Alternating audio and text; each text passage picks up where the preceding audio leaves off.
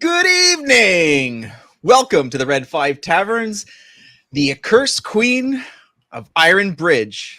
Tonight we are playing Chapter 5, Into the Callendar Valley. As soon as they reach the High Pass Outpost, the Fellowship is met with an urgent message from Layara, Bristwind, and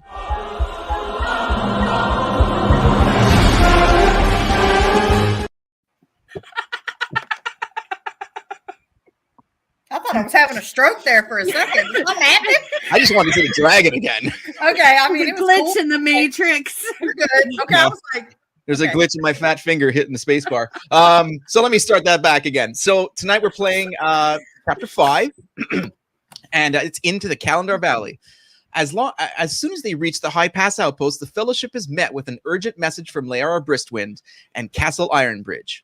How deeply will it affect the next leg of the mission to Tar Island? Ooh. And tonight we have the pleasure of playing with Kelly, who's playing Ditari. Hi, friends. We've got Tina playing Torga. And we've got Steve playing Draymond.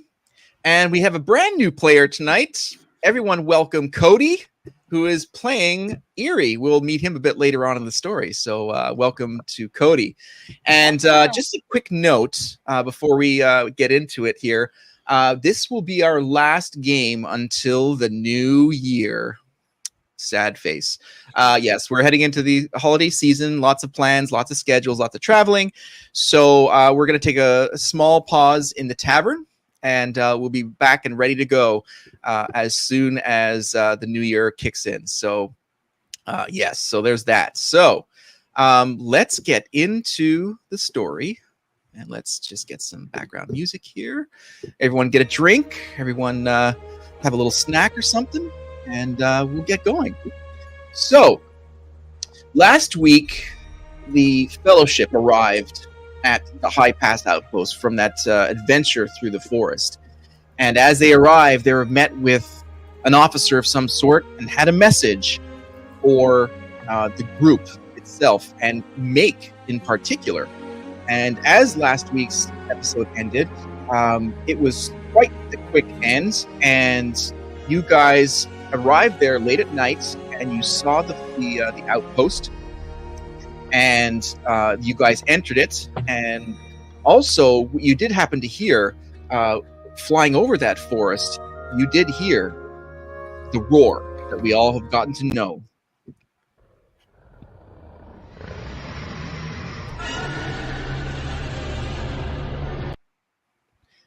And as soon as you hear that roar, the sergeant that you met, who was outside the front, says, "Quick, head into the outpost. It's something there. Quicker, quickly." You guys run into the outpost. They close the doors on it, and you see the wyvern, this thing, similar to what you guys saw last week, over the forest, but also over the outpost. So you see a flurry of activity. You see soldiers running left and running right.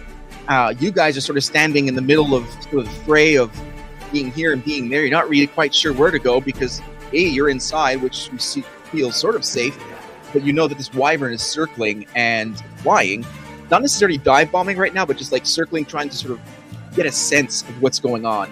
And you look up and you see a wall-mounted ballista. It's at the front side, and there's a soldier back there, and it's basically a massive crossbow. And you see way behind on the other side of the fortress, or the outpost, another one, and they're like dragging back these massive bolts. And so as the wyvern is flying around, they launch these things. One of them misses, goes far off, but then one of them actually tears through the wyvern's wing, and you can see it sort of black back. Sort of flying backwards, still in the area. Now, you guys are standing around.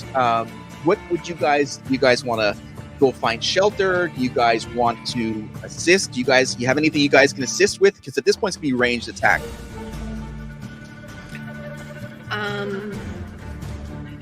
I can assist, but is there like part of a wall that I could duck behind?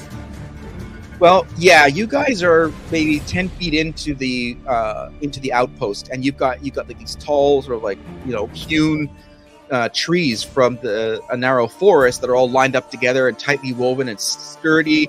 And then you've got like a deck where the soldiers can walk on, and still think Starship Troopers, in that thing that was overrun by the aliens, but just put it in wood, basically. If you haven't seen Starship Troopers, sorry, but anyways, you get the idea. Or maybe Braveheart. How about that? Like that outpost that we saw in Braveheart. Yeah. So yeah, there's lots of places where you can sort of hide under, get out of direct path of certain things. There's definitely that option there. Okay. I'm going to, take shelter behind something. Okay. I would like to cast Ray of Sickness. Okay. My range is 120 feet. Does he fit into that? Oh, absolutely, yes. Okay. Range spell attack. Let's see if I hit. Oh, choose my sorcerer die. Does a 4 hit? No. No. Oh, wait. Does a 9 hit? I forgot to add my modifier. No. Sorry. Damn it. Damn it. Sorry. Right. All right. So you guys are, you guys, I'd say Torga and Draymond, you see Datari just sort of like duck out and sort of run towards the wall, and she launched a spell. And what are you guys up to? So Torga, what would you like to do in this situation? I mean, is there anything that needs carrying or pulling? Because I have 570 pounds of push, drag, or lift strength. Dear Lord. Yeah. Actually, they're bucket brigading the bolts for the ballista. Yes. Dang, that's awesome. Oh man, that's fantastic. Okay, so Torga, you look over and you see, these various creatures.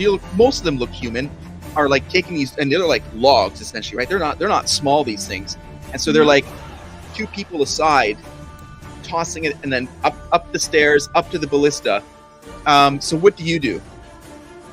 I'll run over there and tell them, Torga, help you. She can carry these. Who's Torga? Me. She's me.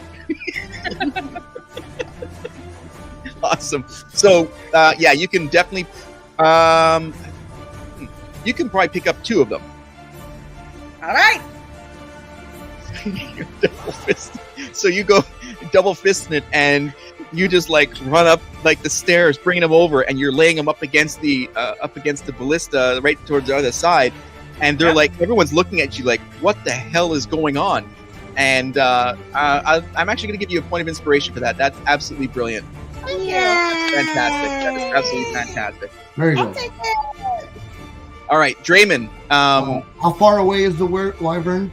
Probably about 45, 50 feet in a sort of a swooping angle. Oh, sweet. Okay, I'm going to shoot at it with my bow. Nice. Okay. All right. And give me a second here. Okay, so it's just a standard bow, right? You're going to use? Short bow. It's just my bow. All right. Let me know what you roll. 26. Oh, nice. Yeah. Nice. Yeah. You hit it, and it's 3 generations after it. Yes, yeah, that is definitely a hit. Okay. Well, shit. I only did 6 points of damage, though. Okay. Nice. Okay. No, that's so what you notice as you're focusing on that, I guess, well, in this case, Tari and Draymond, you notice that the wyvern and your guys' ever expanding experiences with wyverns these days, you're becoming quite the experts. And you see that this wyvern doesn't exactly look aged. It looks juvenile. It looks young. So it's smaller in stature, sort of moving more erratically. It doesn't really have much of a strategy. It's just sort of like doing teenager things, basically. Is what I could equate it to. It's So, being juvenile. Exactly. So, all right. And Erie, you're doing nothing because you haven't been introduced yet. So hang out. We'll get to you very shortly. All right. Holy crap. Okay. Yeah. That's gonna be not good for someone. Okay. So the wyvern swoops down, and I'm gonna do a couple of rolls here to determine what section. So, well, actually, so the wyvern, Steve, as you hit it, it was sort of flying, sort of not over your head, but like flying towards the back end. Like I explained, there's another ballista in the back, and it lands and gets like a perfect grip on that, on the soldier. Yeah, it's good.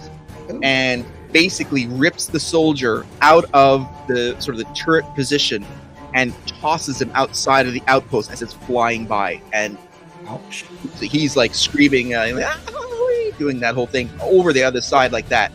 So yeah, it rolled a 20, which was amazing. So that's not good, but amazing for it. So it's at the far end now. So you're probably about 75, 85 feet away. You guys are at the front end where you guys just came in. The wyvern's now swooping around all the way at the back. And so the ballista, again, in the front, reorganizes and launches a bolt.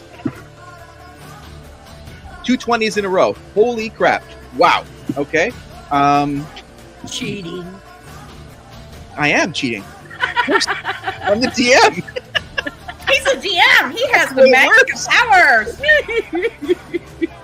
It's all 20s until you guys start attacking. Exactly. Exactly. All right. Love it. 4 and 5, 9. Wow. Okay. 9. So this one, the ballista actually lands in its back tail as it's swooping around. Again, it actually struggles a bit because now it's talking about its balance. So it's erratic. It's not looking like it's about to die, but it's certainly that last ballista took damage for sure. And all right, Datari, what would you like to do? I want to try to cast Ray of Sickness again with a different die. With a different die. A woodworker never blames his tools, you know. Ugh. I got a 2. Well, fuck those die tonight. Yeah, we're not using those now. You got some sage Well, if- lit to light those bitches. We'll eventually be down to the D&D Beyond app rolling soon, I'm presuming. Yeah, just use that, really. That's all I I'm gonna just shout out, "Where's that goblin when I need him?" And Gibble, while he's there, he's oddly silent. And that's a note for everyone who's watching tonight. If this is your first time watching, we are in a big group. There's a whole bunch of players all together, and while there's probably about 4 or 5 characters that are with us right now, they're not attacking or they're not doing any rolls because, of course, their players aren't playing tonight. But the solution to that, to make this available and fun for everybody, is that it's a group experience, and some people can come in one week, not the next week. So it's an assumed DM wave that we're all there gaining experience, and when they come and play, they come and play. So They're that's just the eating cool- popcorn and watching us, but they're still Exactly. here. Exactly. Okay, so Datari, while that one missed, a group of archers from the outpost actually hit it this time.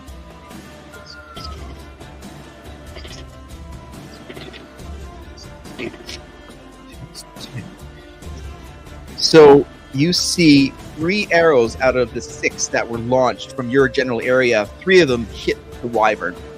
Head. It stumbled back. Torga, what would you like to do? You just continue this ballista? I'm just going to continue it because I don't have anything that's good long distance. There's nothing I can do with ranged attacks. Okay. So I'm going to keep helping with the ballistas. All right. Nice. I can increase their speed of loading and getting the things they need to shoot at it. Yeah. You literally have doubled because you're carrying 2 at a time versus 1. So they've got like 3 or 4 already that are lined up, which is fantastic. All right, Draymond, what would you like to do? Same thing. Okay. So, And this time I got a O. Well, I'm not going to tell me what I got. I got a 14. 14. That's a hit, actually. That's a hit. I'm just so used to you rolling in the high 20s. So, sorry. And 9. So that's, what was that damage? Is that 1d6 plus something? Like that was 1d6 plus 5. Jeez. Murphy. Okay. Wow. Okay. All right. So you land that arrow as it's coming around. Poof, gets another hit. And the wyvern starts to look around. I'm gonna see. So you see the wyvern at this point. It's sort of understanding what's going on. It sees the ballistas being reloaded. It sort of swoops back and then like heads off and flies off into the night. And Cowardly bitch. yeah, ends its attack while it's still alive. Of course it does. Get out of here, you little bitch. Get out of here. You cowardly bitch! Come back and fight like a woman!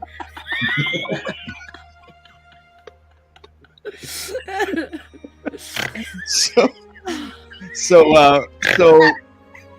everyone starts to sort of calm down, and the sergeant comes up to you, Torga, and like puts his hand on your shoulder and says, "Thank you very much. That was amazing. Thank you for your help, and thank you all for helping us. That was it's very much appreciated. Very much appreciated."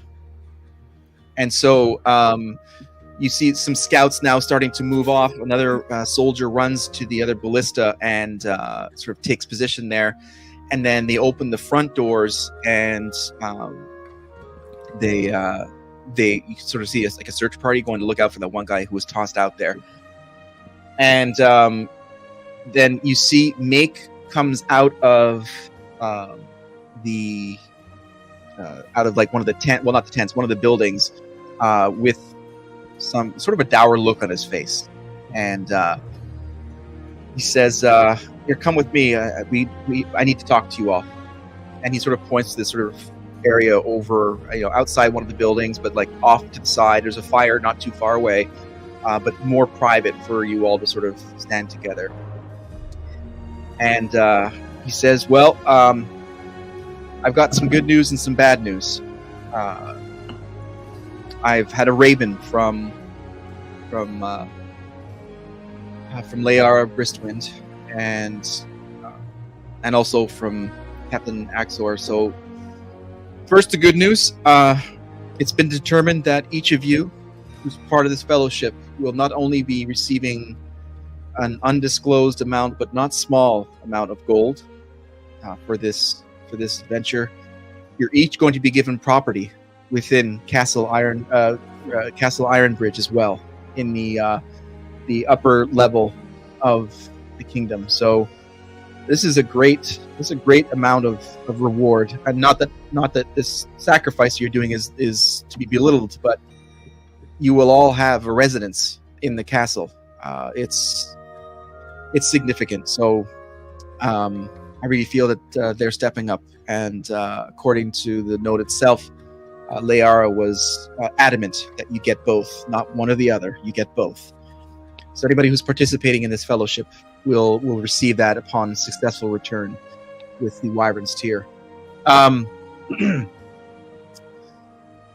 bad news is that I've been recalled to the castle.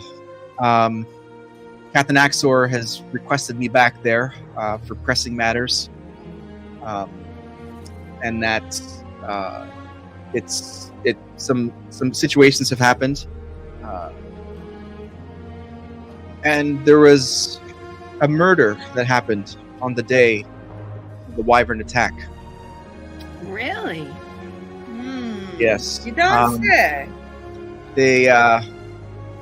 These things rarely happened. Have rarely happened in Castle Ironbridge for decades.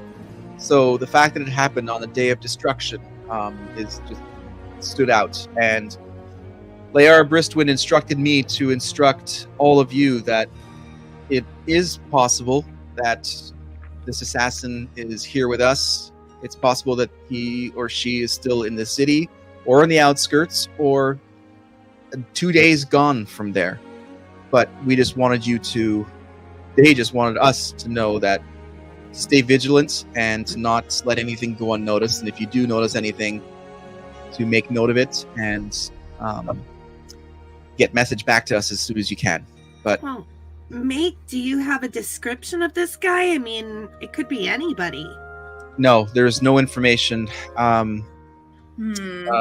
There's apparently a witness that hasn't been spoken to yet, but there's not much information. It's at the very start, of course. They're more focused on preventing more attacks from the Wyvern than they are on this murder, but it is going on, and they will not rest until the perpetrator is found. So that's all I have right now, but just to let you know, I don't think this is our main focus, but they did want me to let you know that that this has happened, and it's to be of note.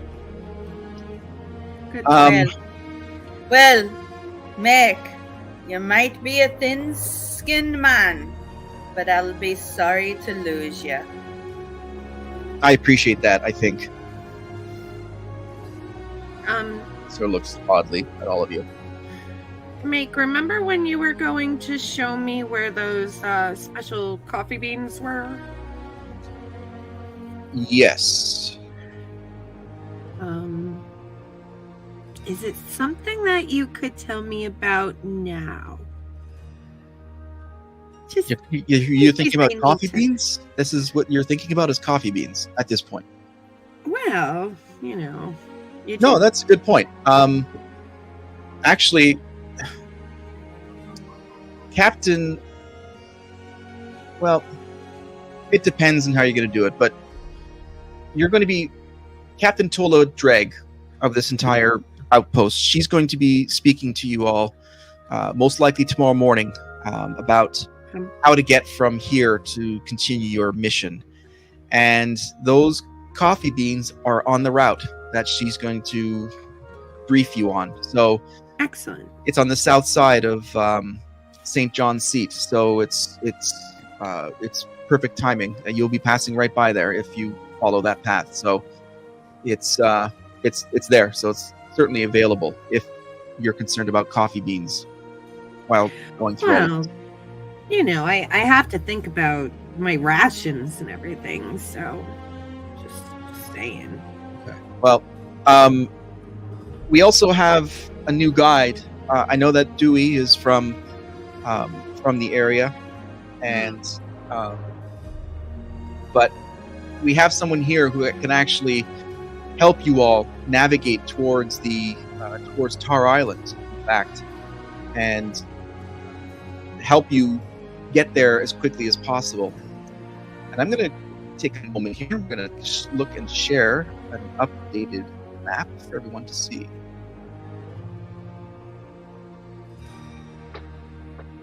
Give me a second. And here's the map of Chapter 5. So can you all see my cursor on screen? Yes. All right, so here we are right here at the High Pass Outpost. High Pass Outpost right here. And as you see down here, a little bit more detail. We got the Mist River. We got a place called the Sword Foothills. We've got the High River Pass. We've got the Mist River Pass. We've got a series of bridges. And then the Seat of St. John, which Make just mentioned, is right over here. And Balgar Mines is down over here. You guys and the viewers may remember the Balgar Mines is where Dewey is from. So it's coming up along to the to that point. And if we look a bit further south, we've got Moore's Mudslide and then the Berserker Woodland. So we've got some new places coming here. Yeah, exactly. So this is what we're going to be looking at as we head into the Callendar Valley here. So we're going to hide that for now. So as that is being said, he says, and so we have a new guide who will be able to help you get there, who actually resides or comes from south of the Berserker Woodlands. His name is Eerie Soggybeard, in fact. And yes, he's a character who is definitely going to be able to help you. And he's right over there. And he turns his head and he points to this like sort of cage over near the fire, and you see a dwarf sitting in this sort of wooden structure. What is a dwarf in a cage for? Drunk and disorderly conduct, from what I understand. We're always drunk and disorderly. Why does that make a difference? I'm Captain Dreg could answer that question for you, but apparently his current incarceration will end tomorrow morning. So just in time to help you out, perhaps. But yes, he is your new guide, and I've been assured that he's going to follow the directions because it's part of his escape from this prison tomorrow. Wait. Our new guide is a convict. He's a dwarf. Just trust him. He's a dwarf. He's a dwarf barbarian who apparently makes good mead, alcohol, something. I don't know. How is he even going to get us there in his drunken state? Detari. Hello. So you guys looking over him, he's just sitting in there. So. But you still gotta be serious about doing your job. Get out of your corpse. And so Make looks at all of you and says, unfortunately, I don't have much more guidance than that. I have what I've been told. I have this Eerie character is going to be someone who can help guide you, and you're going to have Captain Dreg who's going to be able to help you for the next leg of this mission. And I wish you the best of luck, and don't die. See ya. And then he backs out, heads out the front door. We're all gonna die. This so drunken dwarf comforting. is gonna lead us in. We're gonna get fried by the wyvern. Certainly hope don't let him down. I bet you don't. So he's sitting there. I mean, there's one guard there, just sort of keeping an eye on it, but he's not necessarily, causing any ruckus. But you guys are free to walk up to him if you like. I'll walk up to him. Okay. Hello, Eerie. I know they said you're here for drunk and disorderly, but we know that for dwarf, that can just be a regular day. Just a racist comment. Is that all that landed you here?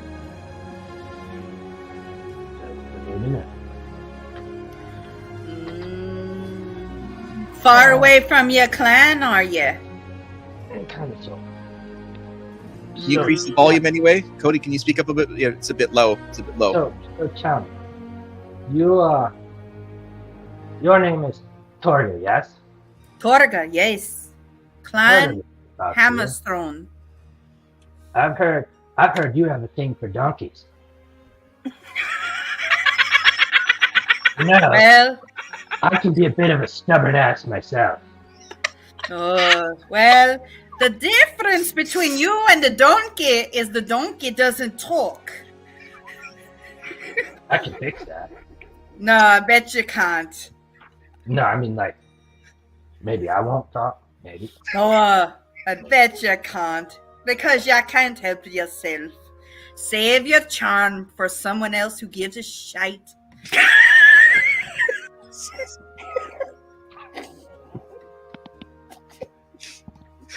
Well, no, aren't you a short drink of water? Well, don't see you being much taller than me.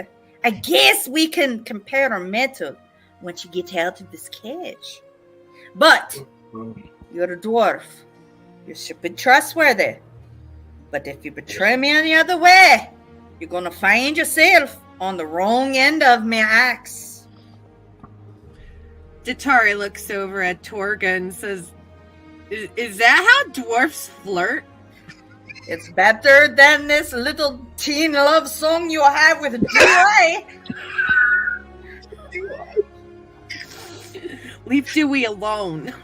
Yes. By the way, I've got no game plan. I just want you all guys to talk. That's the whole game tonight. Yes, we can do that. We can do it. You We better can do it. start talking. Where is Dewey anyway? Hopefully in the back where he belongs, or in the stable, or in the hole in the ground, wherever we choose to put him. Wow.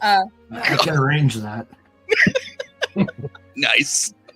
Elf, that might be the only thing I'll ever agree with you for.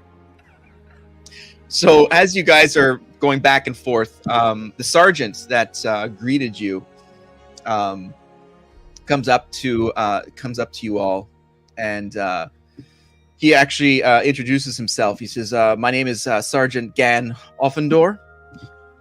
Welcome to the outpost. We really appreciate everything you did to help us during that attack, and we've got, as you can see, not really set up for any kind of travelers. We have transients," and he looks down at Erie. "We have other people coming through, but we do have sort of an inn / restaurant / saloon / eatery that's just over there. That's the mess hall for everyone here, but there are several rooms, but there's also plenty of area that you can camp around. If you have backpacks and some tents, you feel free to choose anywhere you like. I know it's late and you arrived here and immediately jumped in to help us, so if there's anything I can help with, please let me know, and in the morning I'll come around and gather you for when Captain Dreg is ready to give you the next part of your mission that you're on." I guys. could use some red meat and a hot coffee. Well, all I know is that I've stayed in some lodgings, and all I ended up with is some bites on me arse by the morning time. So I think I'd rather probably just sleep outside. Sergeant, I'd like you to let your mom know that I'm not going to make it over tonight. Yes, son of a- Mom!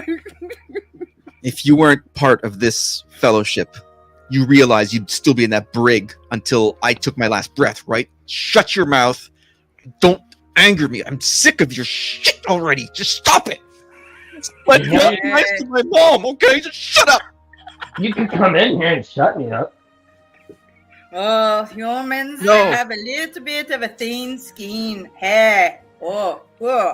No, that place is for stupid people. That's why you're there. Hey, human. Oh, are you saying dwarfs are stupid? No, just this Well, one. we're about to save your arse. You might want to calm down. It's just a smidgen or so. Yeah, you better listen to my girlfriend. Just saying. I'm not your girlfriend. God, I swear to God that when you get out of that cage, I'll punch you in your throat myself. This guy is going to lead us. Yes, because he will. He might be a bit of an obnoxious arsehole, but he will. So Will he be Sergeant so looks at all of you and just like just turns around and walks away. And this is why I'm not friends with humans. Thin skin, don't live a long time, can't even... No, done. Don't live a long time. By the time I finally learn to find them tolerable, they're on their deathbed. I'm wondering if we should be trusting our lives with this dwarf. Oh, really? Oh, really? Not you, that dwarf. That or really? Me wonder if I should trust my life with you, elf. I've never done anything that would make you not trust me. You only ever care about yourself. Elf, how many times did I see? How many carts did I watch you steal from? I don't know what you're talking about. You must have saw another dwarf. They're only ever self-serving. Oh, Elf, I saw it all. I don't know what you're talking about. Of course you don't. I'll be watching you closely. How do we know that you're not the assassin? Who? Ooh. Because Laughable. I have Torga I've as heard my things about witness you. that I hid next to the door with my crossbow, ready to shoot that wyvern, trying to protect everybody else in the tavern and that loudmouth asshole who kept screaming the whole time. Wait, I thought the loudmouth Not asshole was in the witnesses. brig. Oh, the one up at the castle. Gotcha. There has been That more you than kept one screaming and loudmouth crying. asshole so far. Great. The one I'm who surrounded kept by assholes. screaming and crying. I'm the whole ass, thank you.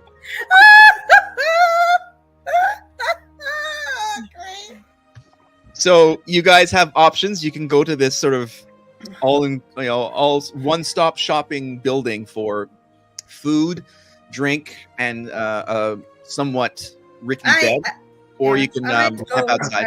have- I might have food and drink, but I'll be sleeping out under the stars. Hey, what a coincidence. So alive. Yeah, in a cage. We'll see in I the morning. think I might like a bed. Okay. All right. What about you, Jamin? What do you want to do? I'll find a tree. You're gonna sleep on a tree. To piss on it? There's no trees inside of the outpost. Well, I mean outside. Oh, okay. So you're gonna head out of the front gates. Yeah. That's disturbing. Okay. So you the guards there at the front door, they're like, you want to go back outside? Let him go. He probably prefers it better. No, we can't hear you, Steve. That was a question to you, to your characters. One of the Yes, I guards. do.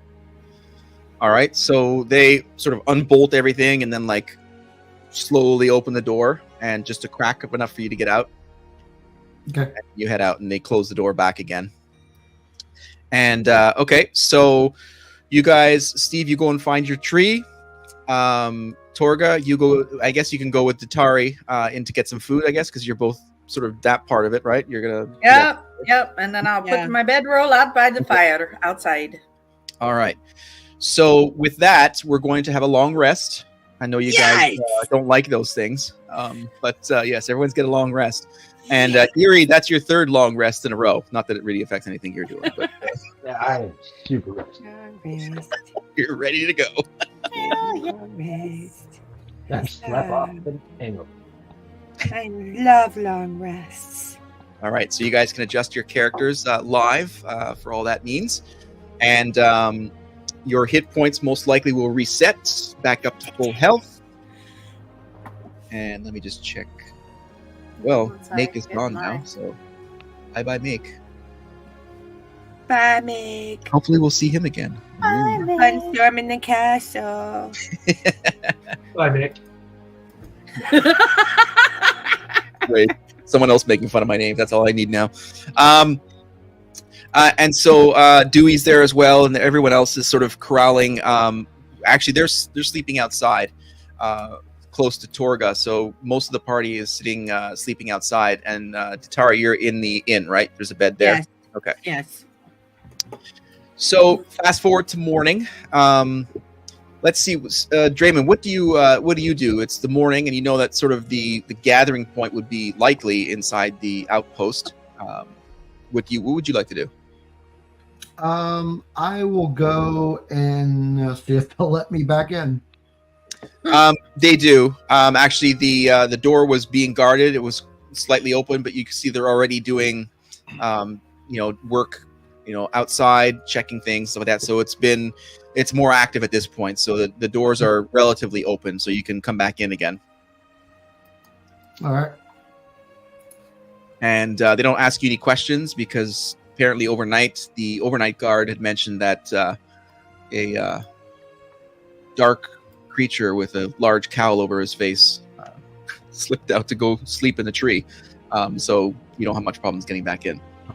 And you see most of the group is assembled over by Torga and everyone. They're all got their little rucksacks and stuff like that, all set up over near the area that you actually were with them before everyone sort of broke apart and did their own thing. Am I out of my cage yet? Not yet. We'll get to you in a second. And Datari, you're inside the inn. What do? You obviously see that it's morning. I am going to go and check out. Okay. With You go down. Settle my bill. Okay. That night in that luxury bed was 2 copper pieces. Oh, that's well worth it. Yeah. I don't have 2 copper pieces. I'm going to give him 1 gold piece and ask him for change.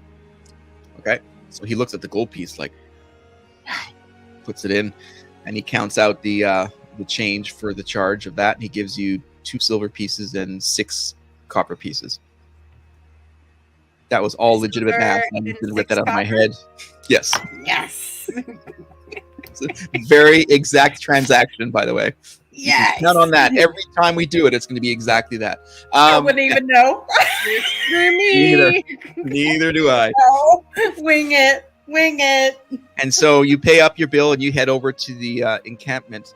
And as you're walking out of the One for All little building, you see the sergeant coming towards you guys, and he's got a set of keys. And he first walks over to the brig and, well, look, I'm not proud of my little outburst last night, but I can't say that I'm not happy that you're finally getting out of here. So, as part of the agreement, you're going to be helping the fellowship here continue on their mission, since you've got the experience from south of the woodlands. I really hope that you follow through on what you've agreed to do, and by the sounds of things, you're going to come off quite well if you all make it back. So I actually wish you good luck. And he unlocks the brig and opens the door. That's funny. I feel the exact opposite. I'm very proud of the way you reacted last night. I'm not happy that you're here, and I'm hoping that we do pretty well and you don't have good luck. Great. This guy is going to lead us. So he just shakes his head and says, all right, follow me. Bit of a wise arse. Captain Dreg is ready to see us. See you. Yeah, my girlfriend called me wise.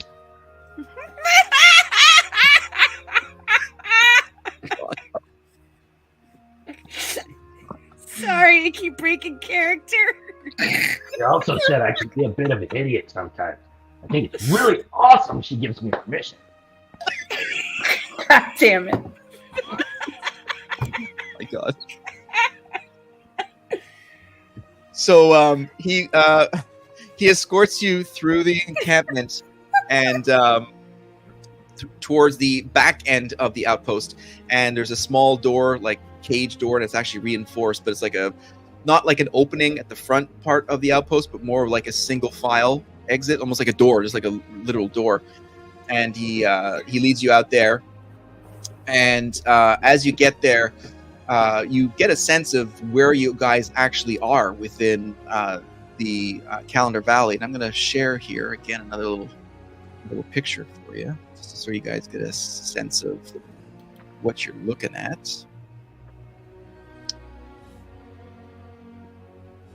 So, obviously, right at the edge of this outpost, sort of as like a downward slope into the High Pass River that's going north to south there. And you got the Mist River that's going left to right. And you take note of some of, like you see this, let me just go over the screen so you can actually see what I'm talking about here. My cursor over here. Can you guys see my cursor there? Yes. Okay. So you see this bridge. Obviously, this is just a quick rendering that I put together for you guys, but it's It's not necessarily a rope bridge. It's a lot stronger than that, but you see that it's a suspended bridge that goes from one side of the High Pass River to the other. And then further off into the distance, you see another one, sort of a lot less, further. So another side of it over there. Yeah. And then over here is a sort of an outcropping here. And then, of course, always in the background and always staring at you guys in your face is Tar Island all the way back over here. And from what you've already heard, this area right alongside this ridge is likely the Berserker Woodlands that you just heard about. So you're starting to get a sense of the picture of where you guys are actually moving towards. So that's what you guys see as you come outside of that door. And then you see this plate mail covered tall brunette, and she looks back at you, and she sort of sizes you guys up, sort of just looking at you as I'm thinking, and she says, "Morning, I'm Captain Dreg. So I hear you're part of the Fellowship to help rid the land of these wyvern that are now festering everywhere." And that's what they call us. well, Aye. thank you for your service, and thank you for ridding me of this thing. And she sort of nods her head to Eerie. But You know, he does, that's not what you were saying the other night, isn't it?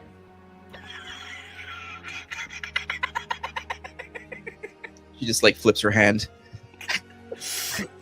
Oh, he's full of himself. That Ooh, but it's guy to play again.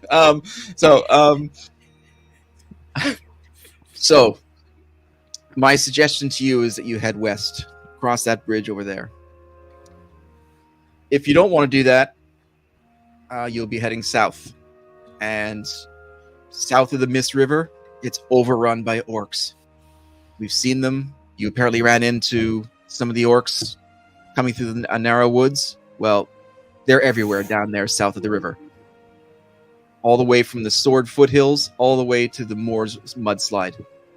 So I suggest you go this way. Plus, Eerie here has some local knowledge that will help you. But as the path, much as I like to go on an org killing spree, I'll go the path of least resistance. and I completely agree, because if you go west, you'll be facing kobolds and those useless, mindless creatures, so much more simple than orcs. Plus, you probably want to live, so I would suggest that. I'm going to butt in and say, Captain Dreg, is it?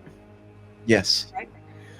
I appreciate you trying to direct us where to go, but the first thing that we have to do before we continue this mission is to go see my friend's mother over here. We need as much information as we can about this wyvern's tier, and she's the one who's going to tell us about it. So unfortunately, we already have our own plans, but thanks. Who said we were going to visit her? Who agreed to that? I think that was the episode that you were eating popcorn or something. Oh, for Christ's sake. Captain Drake looks at you and says, "This mission is completely yours. I'm not going to tell you where to go. I'm going to tell you what I think you should do. But where is this place that she comes from?" I'm going to nod over to Dewey. So Dewey looks up and says, "Our family's from the mines of Balgar." And she looks and she raises an eyebrow. And she says, "That's south of the seat of St. John. This is on the path. This is the west side. This is the way you need to go. It's even falling into place." Good then. Lucky for you then. But Poor guy. I know how you feel about orcs, and I know how you feel about half orcs like Dewey. There's the But orcs. in order to get this mission done, you need to admit that we do need a little bit more information than what any of these people from this weirdo kingdom are giving us right now. Detari, Me. we're not talking to you right now. Detari, I will admit that we do need additional help. Me allowing him to give us additional help does not translate to trust. You know I'm I'm not a asking you to trust him. I'm asking you to stick to the mission and keep your, whatever you call it, racist thoughts against. Racist, really? Have you ever been a dwarf? Racist, We'll talk about this later, you and I. You're tiefling. I'm just gonna flick my tail. You know. We'll talk about this later. Captain Dreg, she's like, okay, I get it. Just, you guys need to focus right now. Focus. We've got the bridges, we've got kobolds over there, and there's something else I need to talk to you about. We've noticed something on this side. Is that, do you see that plain area across that second bridge? And you guys look over, it was that area that I showed you after the second bridge. There's like a ridge up there. Mm-hmm. She says, that's the seat of St. John. And the wyverns, it's as if they were afraid of it. I don't know. And you guys are talking, and you can actually see there's a wyvern flying far off in that distance, and you see it's actually giving it a wide berth as it's flying back towards Tar Island, and it's like physically flying away from it as it's rounding that area. Interesting. And so Captain Dreg says, we've seen them circling it, but never landing on it. So I think it could be important for this mission. And I say that because these wyverns are attacking everywhere, and we see them everywhere, but there. Well, noted. Might have to make a little pit stop there.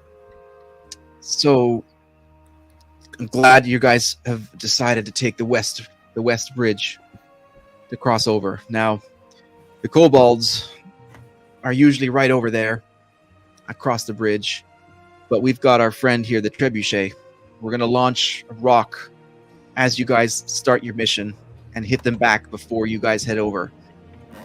And then once you guys reach the middle, they're probably going to launch arrows, and we'll hit them again. We'll give you as much front end cover until you get across the bridge. But after you guys are over on the other side, you're on your own. Question for the DM. Yes. You said that Bulgar was south of us? Yeah. Yeah, I'll bring up the map here. Let's share the map again. So now we've got a bit more context here. Let's take a look.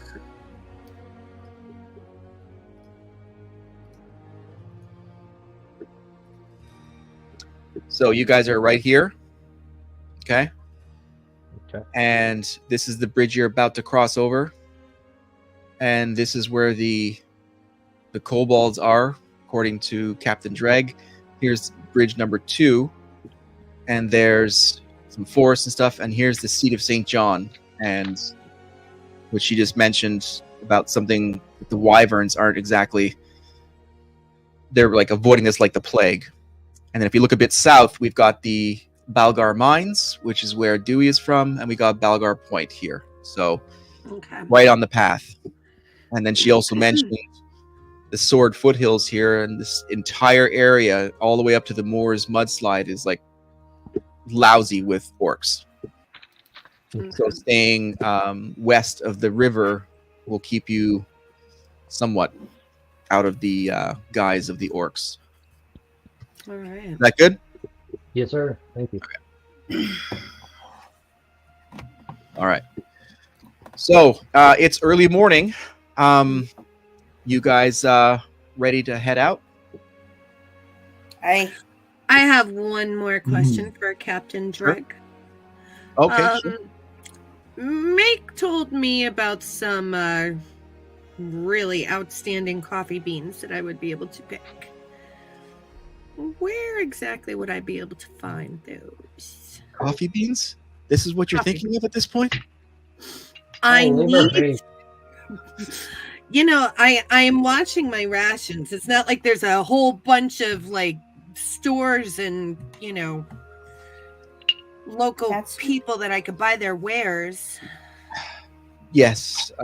Fortunately, there's actually coffee bean plants on the way up towards the top of the seat of St. John. You'll be running right into them again. I couldn't have scripted this path for you more quickly or more effectively. Yes, those are the coffee beans that Make was referring to. I nod my head and I say thank you.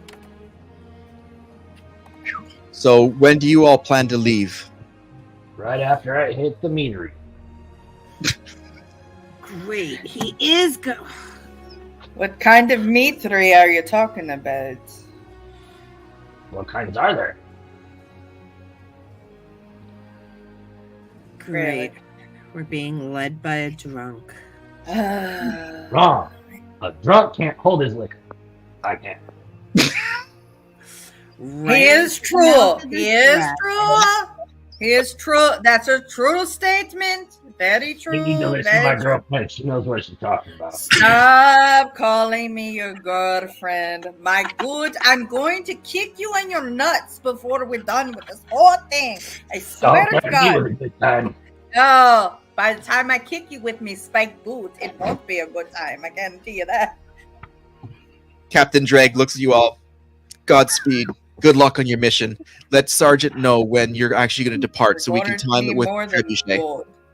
And she just walks away, walks through you all, just walks away, and she's shaking her head. You're not even going to say goodbye? I think I have a headache.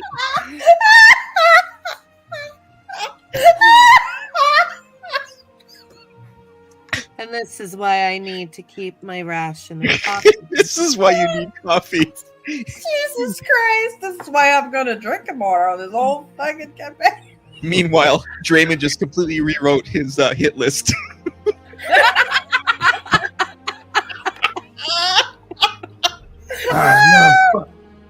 Number one.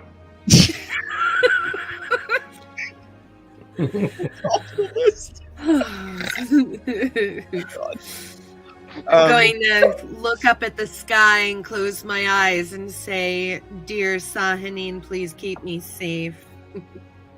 I'll do that for you. Oh, Ditari, we grow on ya. We'll grow on ya. We don't grow. Stuck in our height. We're right where we're at. Oh, my good. I'm going to kill. It's okay. I'll kill him. I'll kill him myself. It'll be fine. I'll kill him myself.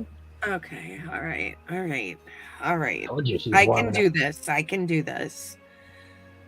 You guys ready to hit the road? Ready. Lights burning. Yes. I'm as fine as a frog hair. Straight down the middle. Frog hair. All right. Are we following you, or should I just ask Dewey over here to lead the way? Like we want to follow him. So you all sort of, just start meandering down, and the sergeant looks down and he sees that you guys are moving towards there. So he's sort of doing hand motions and stuff, and there's some soldiers mustering and getting the trebuchet ready. And as you guys work your way down towards the bridge, not very far, but it's not right next door, so you guys have to sort of make your way down. And so it's quiet. There's not many birds. Actually, there's not. You realize that with all these wyvern attacks, wyverns flying around, there's not much atmosphere. It's just very sort of dead and quiet, and not very fun. There's nothing really going on to uplift the spirits. So it's quiet. And as you guys work your way down, Dewey starts just whistling and just haphazardly whistling as you guys are walking down. And inch back towards him because I love music. I'm And just surprised orcs can whistle. he's a half orc. He's Wow. a half orc. Decent He space. don't have the gap in his teeth, I guess. Which half? Wouldn't you like to know? Yeah. Right half.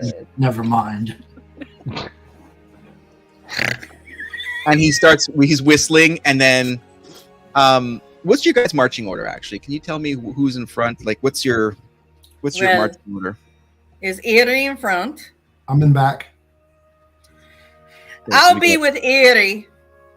Oh, Oh, sure. Wherever I'll put Dewey you guys is, right beside each other. So it's no problem. wherever Dewey is, I'm in front of him, so he can watch me walk. Don't put your arm around me. I'll cut it off at the shoulder. Okay, so we got Erie and Torga, and then we've got Double D's, and then we've got Draven. Make a nice whack. You'll make a nice double D sandwich. So, Dewey is whistling, and just sort of as you guys are walking down, and then he stops. And then you're in front of him, you said, right? I'm in front of him, but I can hear him stop. You hear him and stop. I immediately turn around. And it's as if he just saw a ghost. And he's looking left and right, and he's looking around and like looking for something that he doesn't understand. But he looks at you and says, "Find the gem without the king. They say she plays a bard's music box and sings. La, la, la." That's part of the poem. That's part of what our mother would read to us at night. Say that again. Say that again. Find the gem without the king. They say she plays a bard's music box and sings. La, la, la. The whistling helped me remember that. I don't know why, but I reach into my pocket and say, "A music box like this?" he just sort of stands back.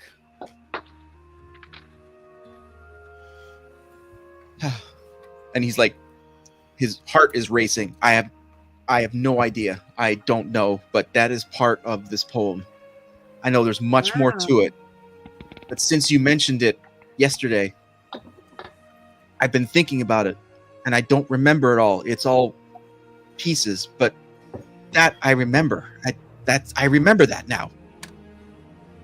Not bad. Not bad. Let me know if you remember anything else. Yeah, I will. I'll try. There's much more to it, but that's part of it. Good job. And I'm just gonna do this on his shoulder. Good job, hon. Good job. Oh Lord! I'm Don't make me throw up in the bullshit. Good Lord! So you guys continue your walk down towards the bridge, and so you get there, and you look back, and you see that the soldiers are in position, and you've got quite the stretch to get over. You can't really see any movement or like that on the cross on the other side of it, but you guys. So basically, Erie and Torga, you guys are in front. Is this what you want? What do you guys want to do for order as you guys are now crossing the bridge? Because it's going to be single file. It's not shoulder to shoulder. It's a I'm gonna road go in front, bridge. and I'm also going to turn around and look at the soldiers and give them the finger. Thankfully, they I'm can't. walking backwards. Oh Lord, he's giving finger guns. Anyway, I'll be behind him. His stupid arse. I'll be behind it. All right, so we've got Erie, then Torga. Sorry. You call me broke? Yes. I don't know where that came from. 75 names in my head right now. You know what? You When owe it Torga to me after dies. if all the names I fucked up of yours, you owe it to me. If Torga dies, you need to come back as a dwarf named Broga. I'll keep that in mind. So we got Eerie, then Torga, then we got Dewey, I'm assuming, and then we've got Tatari, and then we've got Draymond. Is that sort of the order right now? Hmm. Okay. All right.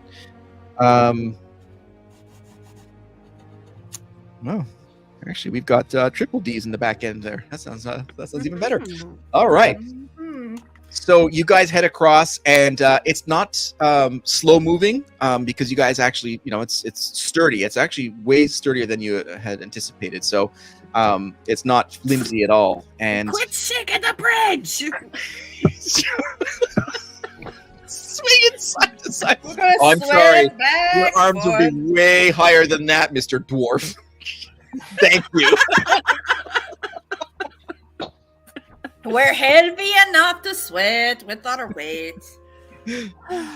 So you guys make it to about halfway, and then you hear like a loud thunk, and you see from behind you guys the trebuchet is launched, and this huge stone flies over your head and just lands in one of the sort of first sort of sections of forest and like slams it. And then from this vantage point, you can see that there's some scattering little sort of brown shapes sort of running around and that kind of thing at that edge, and sort of repositioning and stuff.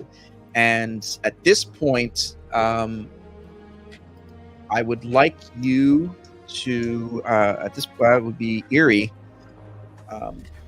Roll for roll 20 for, let's see, I want you to roll for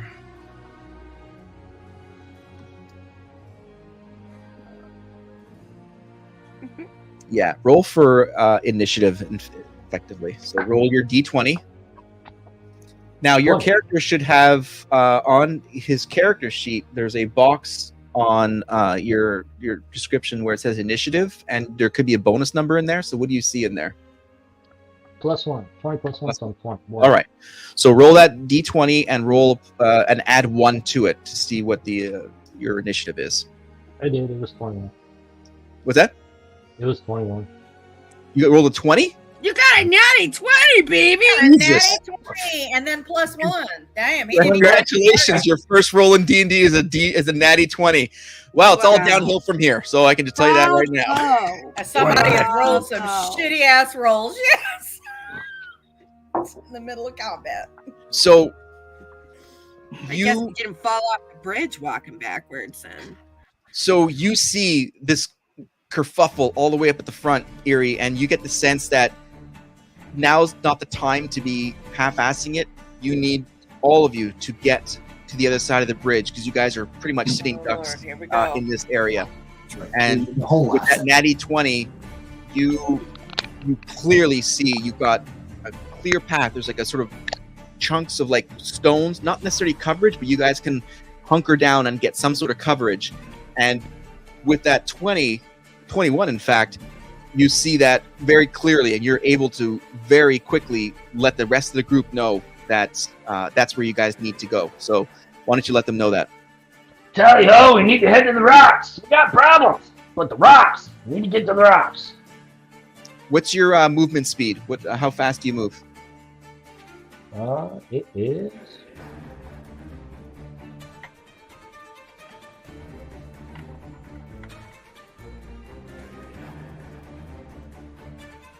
Should be next to your proficiency. Then you got 25. like 25? Okay. 25 feet. Yeah, me So- too. All right. So you guys all burst. You hear Eerie just like this clear, concise command. And actually, you're all thinking like, wow, that's we couldn't ask for much more than that. And he's drunk, which is pretty impressive. So you all start booking it. What's your movement speed, Tatari? 30 feet. 30. Okay. Same thing for Dewey. What's yours, Draymond? 30. 30. Okay, so you guys all start moving, but you have to sort of pace yourself because the dwarves have two different movement speeds. And so you guys are booking it towards these rocks, and okay, and it's gonna be their attack. Oh my god. Wow. This is my 33rd 20 tonight. This is absolutely crazy. I can guarantee you this has never happened to me before. And Because he's cheating. That's what she said. did you cheat? Oh, really oh, like I see. It's never happened pure. before. Thank you. Okay, Erie, you just got hit with an arrow, and you are going to take 4 damage. Actually, sorry, that's let me see. 4 plus. I think it's a 4 plus. Let me see. No, it's just 4 damage. And roll.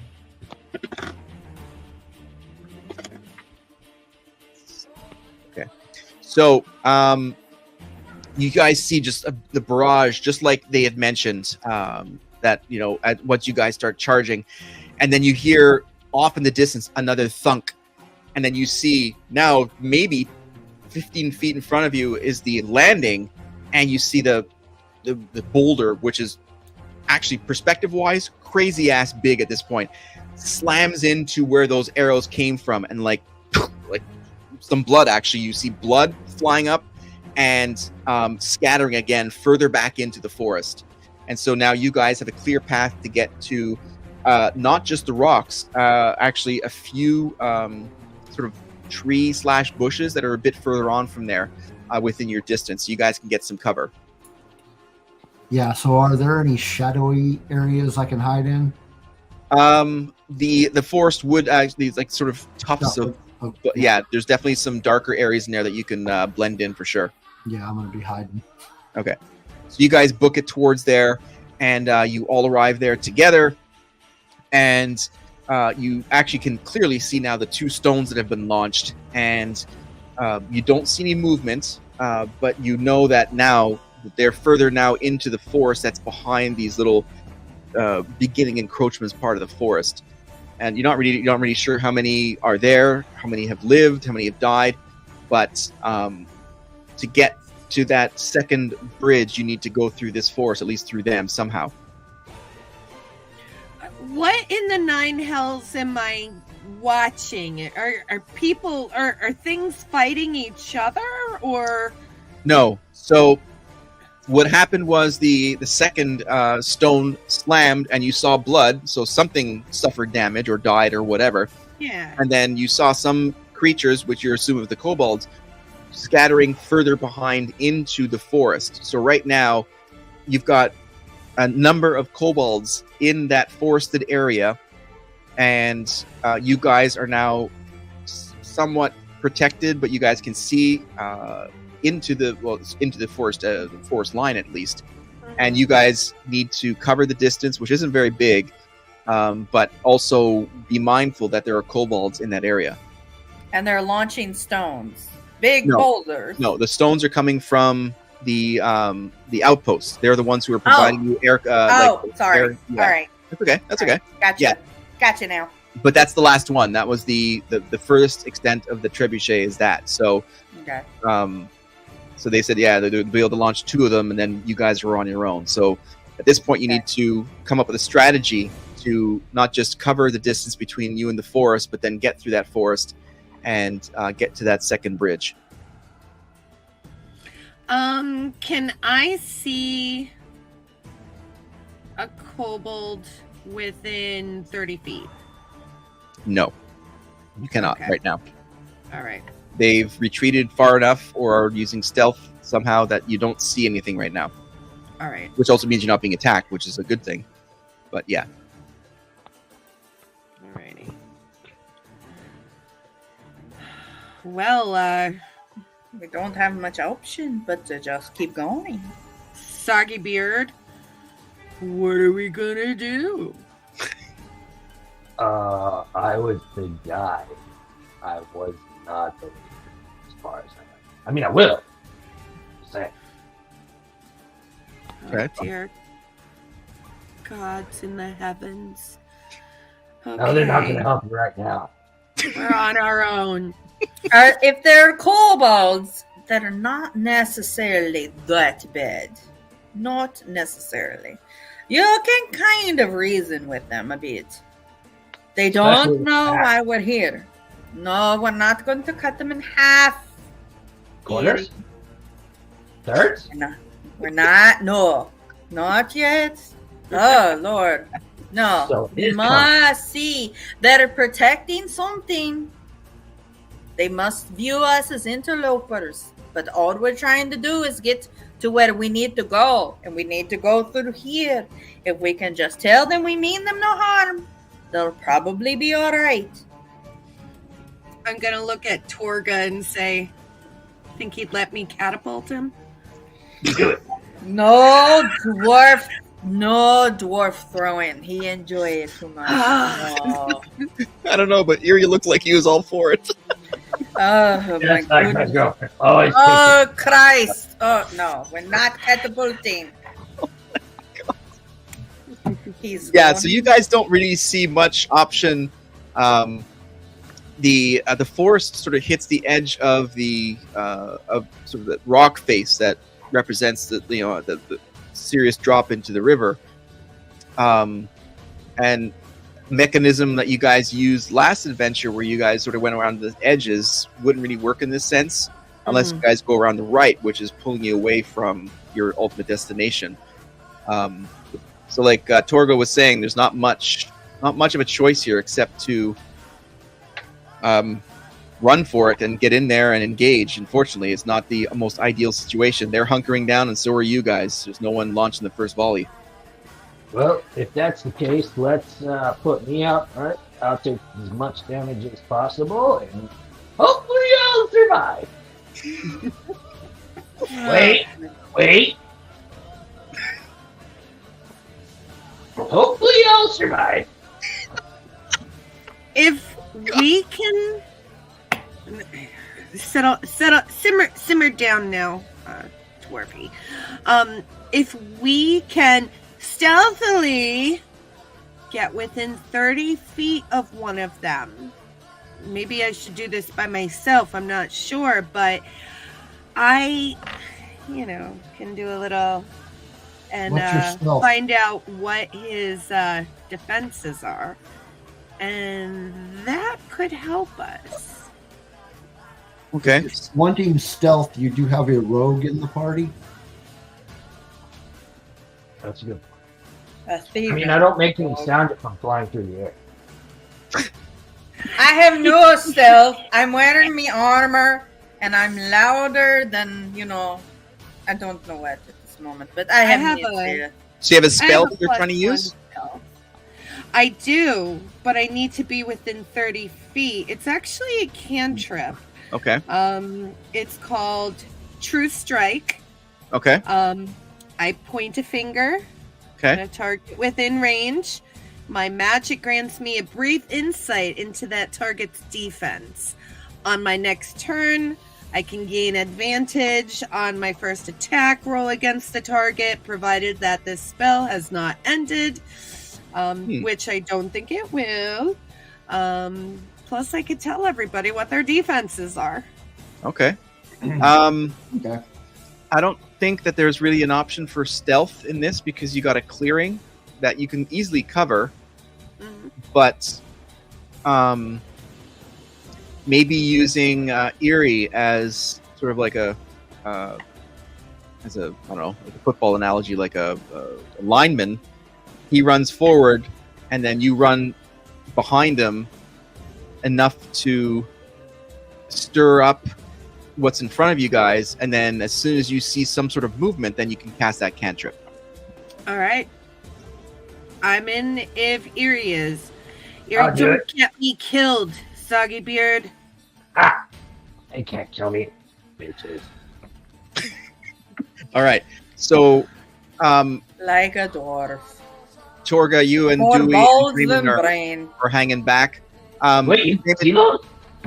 while everyone's talking in this area, you can see off towards the far right is actually the foothills of what the hell did I call it? St. John Seed. I tell you, I have 45 names in my head at the same time. Those fucking hills. Yeah, Was it Haverlock based on Hills. speed? Those very well-known Haverlock Hills. Yeah. So you guys are right at the foot of those, and within maybe 15 feet, Draymond, you could cover that, and you see a path that could stealthily allow you to maybe flank on the right-hand side, and maybe give a different angle that could turn out to be something useful. Yeah, I think I'll try that. Okay. So we've got two attacks here. We've got Eerie leading the charge, and then we've got Datari running right behind him. And then Torga and Dewey are going to hang back where they are. And then we've got Draymond hanging out towards the left, towards the right, sorry. Can you roll a stealth roll for me, please, Draymond? Who? Draymond. Oh, 15. That'll do it. Okay, so you skirt off, and then you're managing to stay inside those shadows. So you're an unknown factor right now, and you've got a bow, right? I do. Okay, that's could come very handy. And so you guys all see Draymond head off to the right, and you guys start booking it. Oh, And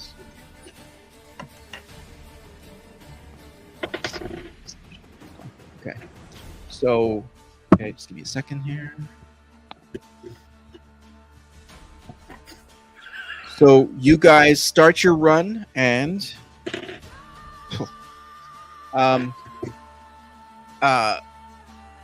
soon as you guys cross into that sort of in-between area between the sort of little tuft and the actual tree line, you get a sense that some sort of panic, because you hear a lot of rustling, and Datari, within maybe 10 feet, maybe not even halfway between the coverage, your attack plan has come to fruition.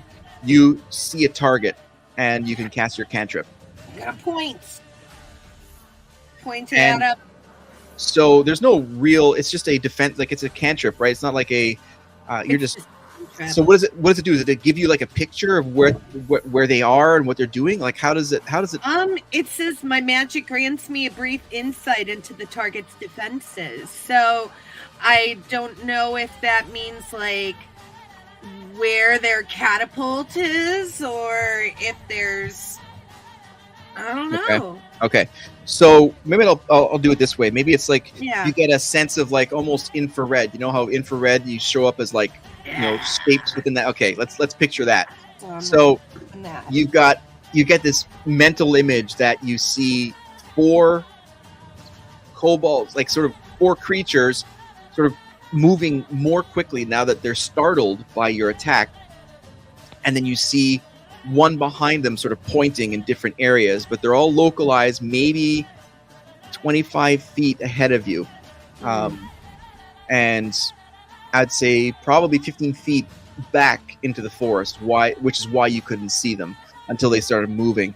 So you guys reach the edge of the forest and maybe 5 feet into it, and you know that they're maybe 15 feet ahead of you, but you guys land. So you and Eerie land in the forest area, and you're both sort of side by side, but behind like stalks of 2 thick trees. Okay. I'm going to pass all of that information on to Eerie silently. So you do like a Band of Brothers Yeah. sign language.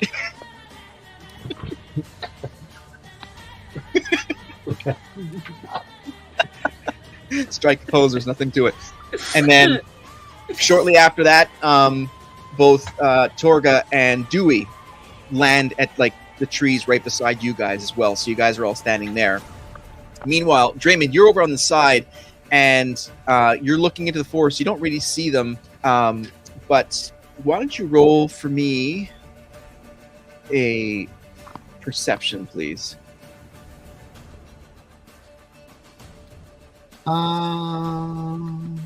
That's going to be a 17. Oh, nice. So with that startled commotion from the kobolds, you get a sense of where they are. You get a sense that there's 1 or 2 maybe that you can. You definitely can't hit them at this point. There's just too much between you and the target. Mm-hmm. Distance-wise, you're probably like 50, 60 feet away because you sort of hung out to the right. But knowing where they are, you can definitely stealthily, again, continue this right flank attack. And No, I'm just gonna try to sneak up on their little party. Okay, and your movement's 30, right? Yes. Okay. So you pull into the forest and maybe 10 feet into it from that right-hand side.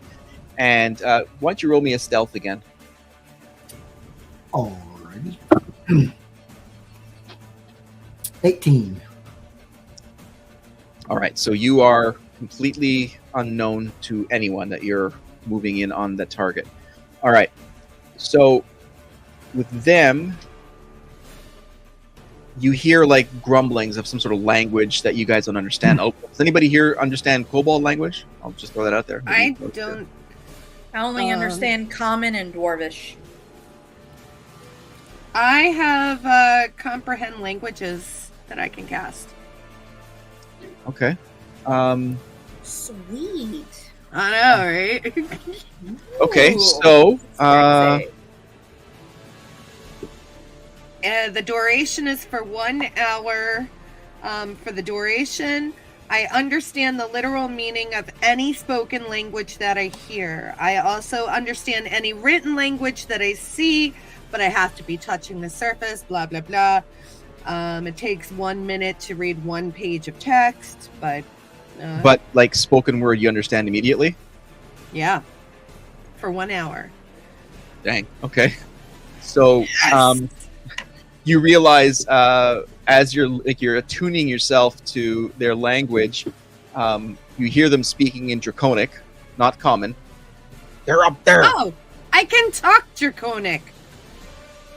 Okay. Well, then there you go. So Okay, so I will undo that spell because I understand Draconic. okay. And I didn't know they spoke Draconic. I just assumed they spoke Kobold-ish. And apparently they don't. All right. Minus Kobold-ish. minus 1 inspiration point for the DM. All right. You can have my inspiration point you gave me. I've rolled 3 20s tonight. I don't think I need that at this point. You're on fire. So you hear them screaming, "They're up there! Run! Go get them now!" I don't want to run up there. There are many of them. They're big. One of you scramble out now. You can tell one of them is sort of commanding, at least trying to command them. Now, go! And so with that mental image that you had, you know there's 4 of them first of all, and everyone knows this. And one of them is moving up towards. You could sort of get a sense of where he's coming from. So I'm going to ask you all to roll initiative, but you're all rolling with advantage because you know where they're coming from. So I'm asking Utari, Torga, and Eerie, and I'm going to roll for Dewey as well. So it's advantage. And that means you roll the d20 twice, and you take the highest roll. So I am not rolling initiative. No, not right now. You're on a different path right now. You're about Got it. 40 feet away. I rolled Got a 9. 9. I'm not using that die anymore. Okay, so 12 is my highest. The first one I rolled was a fucking 1. Utari, you got 9. That's bullshit. We got 13. What did you roll? Sorry, Torga. 12. And what did you roll, Eerie? Fucking 19. 1. I'm going to keep this. What's that? Nat 20? Again? No, 19. 19. Oh, sorry. Jeez. Sorry. Still nice. that's Still phenomenal. good. But if you rolled a 19 and your initiative is +1, then you have a dirty That's right. one. Dirty I have 20. 30 points. Sorry. Nice. Are we Okay. adding our initiative to it? Yeah, you always have to. Yeah, always have Oh, to. shit. Well, I'm stupid. That's 14 then, Charles. Sorry, honey. Okay. That's my dumbness. Oops. See? It's Here we not dumb, Tor. go. See? Here we go. There's nothing dumb in Dungeons and Dragons. That's my ditzy, Torga.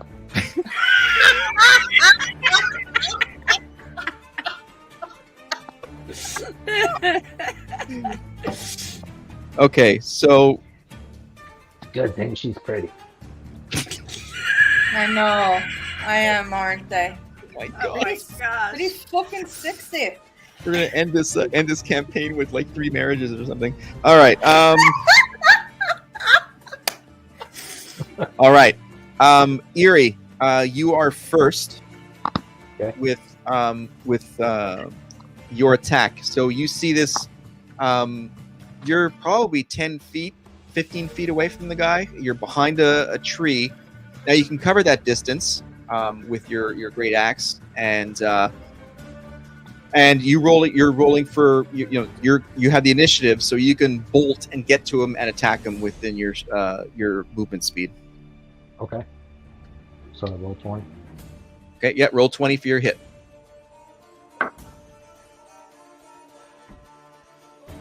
It was a natty 20. Oh my god! Jesus! Nice. There's luck. I'll take it. Keep it. Keep that. Don't let Keep that those dice go dice. anywhere. Put them under, on an altar and light candles to them at night. All right, and you're So what's your damage on that? That's 2d12, right? Plus 2, I think it was.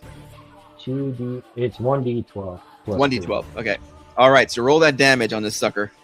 2. All right.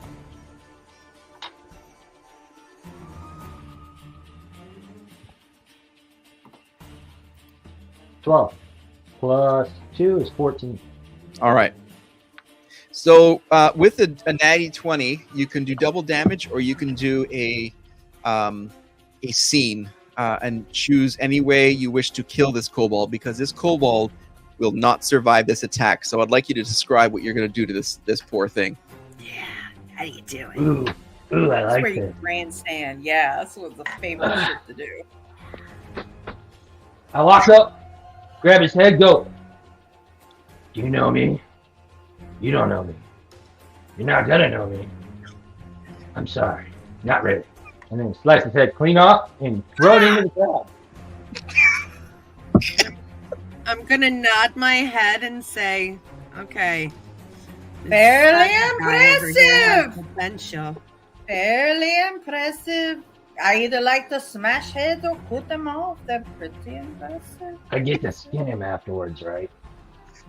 For fuck's sake! You're not a goddamn cannibal. What the fuck? I said skin him, not eat him. What the fuck do you want a skin for? What the fuck? I mean, We're going to have a talk later. We're so going to have a talk later about what the fuck. We're so you know going to what? You're not getting an anniversary present now. I don't need one. We're going to have a fucking talk later. You notice you didn't argue with me that we didn't have an anniversary. Just Me good. So, okay. So that ensues, and Dewey is up. He's going to charge the other 3 and cover the distance, and that's a hit on that one. Oh my gosh. So, Damn it.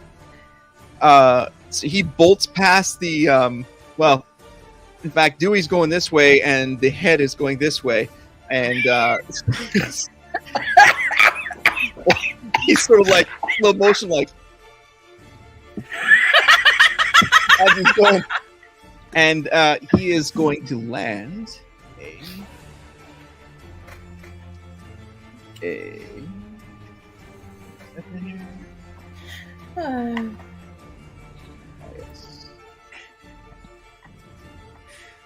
He also has a great axe, so he's going to do the same thing to the other guy. Yes. No, these guys are really. Woo. me and Dewey, just saying. You guys are like Me has a great axe too. Oh. Don't be measuring your dick. do I'm standing behind Dewey going, field goal, come on! Did that head land near us, or like? Yes, just it's actually over- rolling toward My like goodness. yeah, I can Okay. practically yeah, it's see rolling out them into the clearing area. rolling their bullocks out to see who's bigger than the other. For fuck's sake! I And- can't even No question. Dewey I takes don't- out I the don't second care, one. tour guy. I'm Slices enjoying him this. almost in half, taking out the second one, and now actually their attack. This is hot. So the 2 are going to roll Tori, have you had a Ooh, lot of that's a hit. time with the male species? So the two left are both attacking Dewey because he's right there, Aw. and one He'll be fine. lands. He hits. He'll be fine.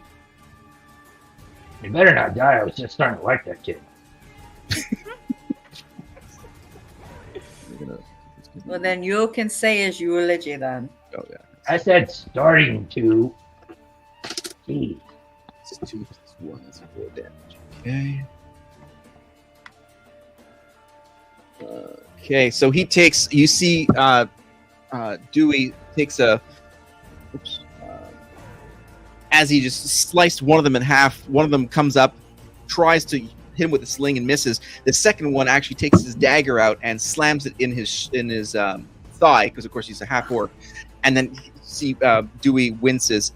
And Jesus, Draymond, you're hanging out over on the other side, and you see the leader. He is actually retreating, and you can track him. You're maybe 10 feet away at this point, and he's running into an area further away from them. He just abandoned his weak and useless crew of kobolds. Okay. So let me ask you this about the leader. Has he taken a turn in combat yet?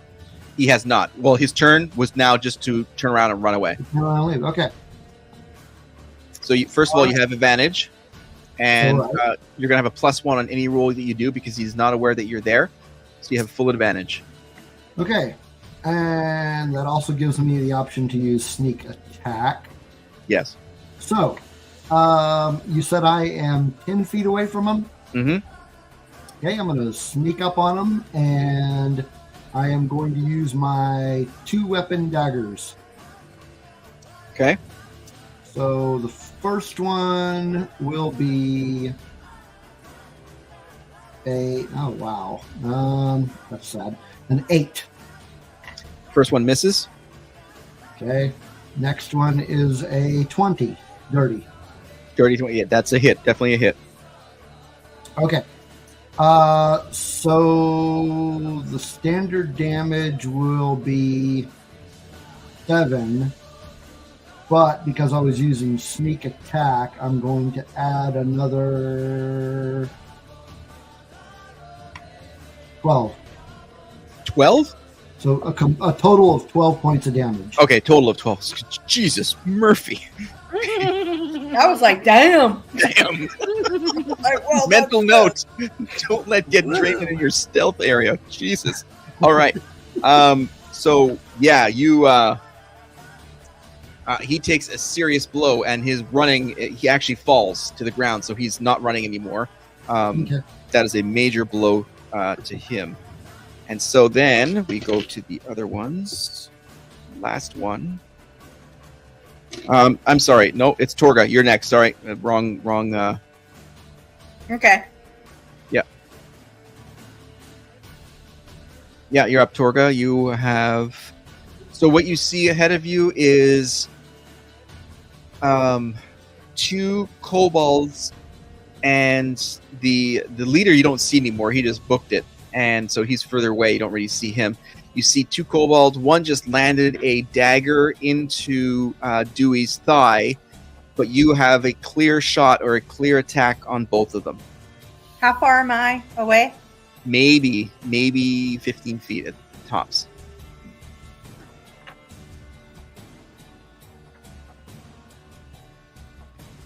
Well, I'd like to get within 5 feet of them.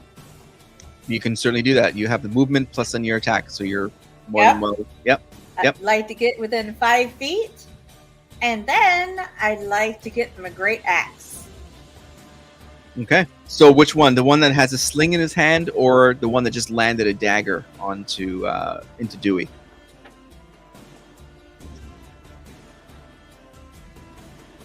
What's a sling?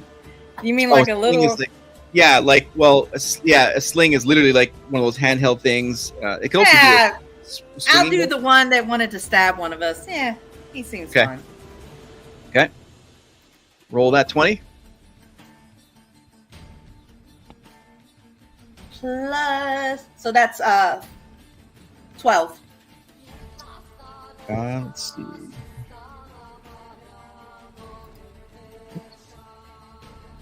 Oh, that's a hit. Okay. Yes, that's a hit.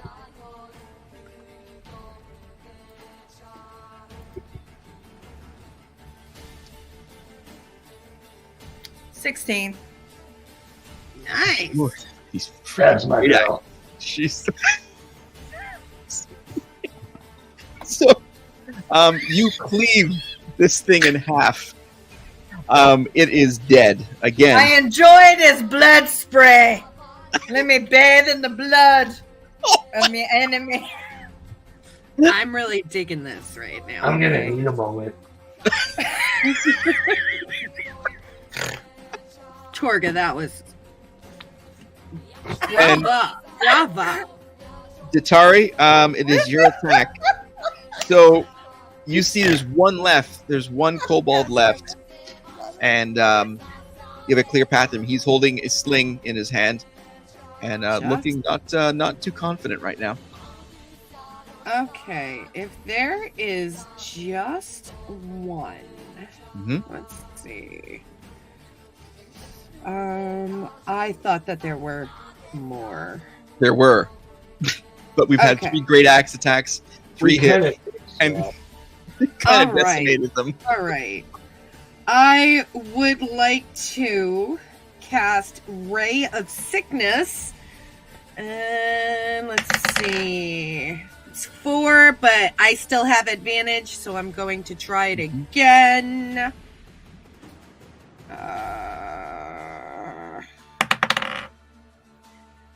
Okay, that's better. That's 15 plus is a hit. 5.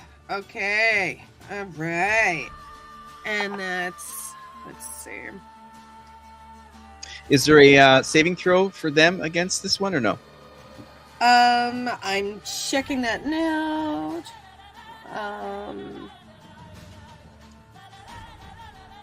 A ray of sickening greenish energy lashes out towards a creature within range. I'm making a ranged spell attack against them. On a hit, the target takes 2d8 poison damage and must make a Constitution saving throw. On a failed save, it is also poisoned until the end of your turn. Jesus. Okay, so yeah, so they're So let's do this. He's 2d8. getting a hit no matter what. yes. Right. Poison that D8. And that's nice D8. Wait, how Hope many he D8? bleeds out of his 2d8. arsehole. 2d8. 2d8. Oh no, I'm casting it at second level. So it would be 3d8. Oh, sheet. Dear Lord. Holy Yeah. crap. This poor He's just gonna Poor dissolve grunts. into dysentery. You guys are like Across the head. obliterating these things. 11. That is 12 points of damage with my sickening greenish. So you cast this spell, and it completely envelops this kobold, turns him basically inside out, and just renders him to mush, and just falls in this slough Oh. in the middle of the forest. And he is also dead. Hmm. Mm. I don't have a Torga battle sits- axe. Meanwhile, might not have a Torga's standing battle axe, there. but- Yeah. But then you Meanwhile, all of you Torga- realize at this point is that where the hell is the leader? Who? So, Soggy Beard? Steve. I'm sorry, Draymond. I keep calling you Steve. I'm sorry. Oh, Draymond. Meanwhile, Torga's impressed. thank you. Thank you. The leader. Don't be turning that sheet on me, though. I want to know. After taking that attack, is going to attack you with a short sword. He's actually on the ground. I'm going to give him a disadvantage.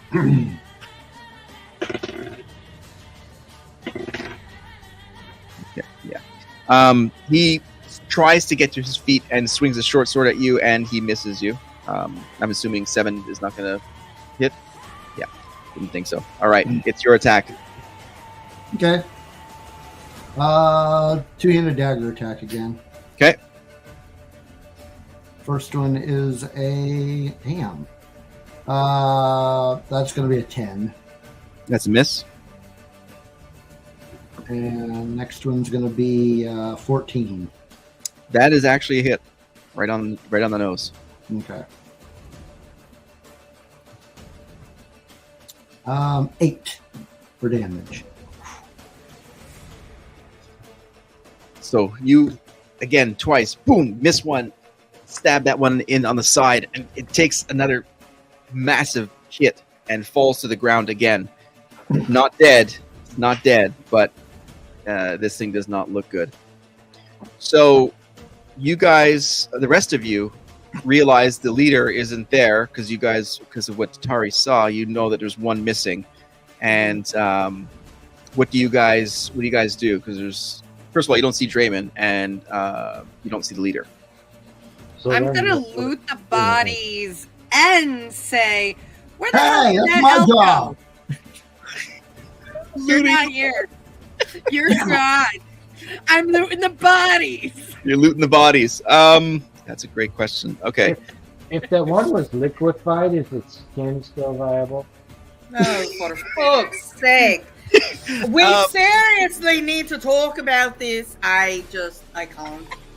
I say liquefied. It's not really liquefied. I would say that You it's said more. inside out. You said it's inside out. I did Inside say. out. I did use a few adjectives in there. Yeah. His water skull that came out of his throat. Erie, what would you like? He looks. Inside out. Here, I'll put it this way. He looks like a desiccated crust of a kobold because of the damage that the Tari did. So his skin is viable. As soon as you touch it, it just falls like into dust. Well, that's disappointing. You God. don't want God. that crap As we all anyway. think, yeah. Oh my lord. So, are any of you Yeah. sort of moving forward to go? We know that Datari is looting the bodies. I will get back to you on what they actually have, because that's one thing I didn't actually anticipate or roll for Okay. mid-campaign looting bodies. Yes. She's a grave robber. I don't know where Ah, the elf went. For all I know, he turned around and went home. Not worried about him either. Let's keep going. I'm still moving in the direction we're supposed to, but I turn around, point at Target. I like your style. She's going through Yeah, maybe we'll be kobold friends after pant all. pockets and stuff. Well, they don't wear pants. What am I saying? Wipes the blood off her face and out of her eyes and goes, okay, I'm ready, let's go. All right, so the three That of you makes a good head out. facial though. Keeps me skin soft. Is that a So- dagger in your pocket? Yeah. Oh, you don't have any. Are you glad to see me? Mm. I already described that. So Torga, Erie, and Dewey sort of bolt forward to where the leader would have sort of run to. And Draymond, so actually, I'm not gonna here. German's off to the right, with the leader. But we Yeah, don't he's know. further in the forest. Yeah, he's I don't think we can't see him though. We can't. Not He's yet. off in the, He's- he's yeah, kind of he off was- and he's doing his thing. but sort of in the direction where you guys are running, because the leader just sort of bolted at their speed, their movement speed further into the forest, of which Draymond was already keeping an eye on. So he outflanked him, and now he's engaging him. You'll see him in the next attack. You guys will get there. I just need to roll here. So the leader, in panic mode, gets up and takes off Draymond. So again, he's running away from you. You have advantage. His back is towards you. How far away from me is he? Probably half the speed. I'd say 15 feet at this point. So his Okay. attack was to get up and take off, but he's definitely impacted by the damage you've put on him. Okay. Actually, I'm gonna short bow him, Okay. Roll for 20. Short bowing. and that's going to be a 19. That is a hit. Well, damn. And damage will be a 9. That will end the Kobold leader. So as you guys are running towards, well, not the Tari, you're going through pants and socks and backpacks and that kind of stuff. Looking over, Probably looking under their balls too for whatever they have in it. making sure that there's no taint left unturned. So we got Torga. Torga, sorry. Yep. Torga, Eerie, and Dewey. You guys run into this sort of clearing area, and as you get there, you see Draymond launching this one bow, this arrow from his short bow, landing in this critically injured kobold leader, and he just slams to the ground, dead. I'm gonna loot him. Well, I guess he's dead. Don't have to do anything with that one. Attaboy! What in the world is that? The end of the world, apparently. Yeah, can't say I mean, look, I don't mind, reasoning with the kobold, but yeah, he's dead, whatever. That is some weird sounds there going on. I'm not sure who that is, but What, is somebody calling us on their forest No, phone? it's me. My headset's fine. oh, okay. Well, if you need to convert to your just like your laptop audio, that's fine as well. I thought somebody was calling us on a forest phone. I was just going, hey. Forest phone. The fuck do I know? We don't know what's going on. I'm getting something here. Hang on. What? Hello, Jesus? Welcome. Are you? It's me, Margaret. Welcome to Forest Phone. Which branch are you looking for? What I'll see is myself out. phone? What's a phone? Yes. What is Hello, God. It's me, Margaret. Where are we? Hello. Sorry, I'm just fucking So- around. Okay, here we go. The Dead Poet Society reference, right?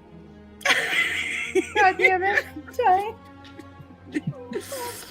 All right. So, Draymond, you are more than welcome to loot him. I will provide you with a list of things that he is carrying. Yeah. Oh, sure. Draymond gets a list. Well, you get one too. As soon as I figure it out, you've got 4 bodies.